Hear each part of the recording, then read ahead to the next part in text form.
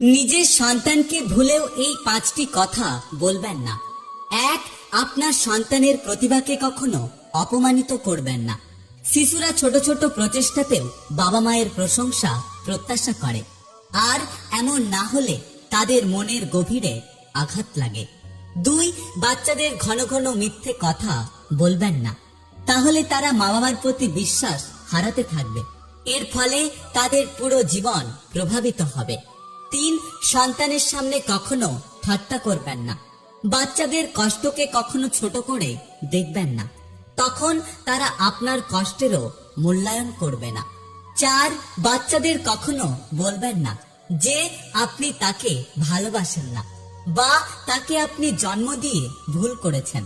এর ফলে তারা নিজের পরিবারকে পর ভাবতে শুরু করবে। 5. বাচ্চারা কোনো কাজ করতে না পারলে তাকে ছোট করবেন না।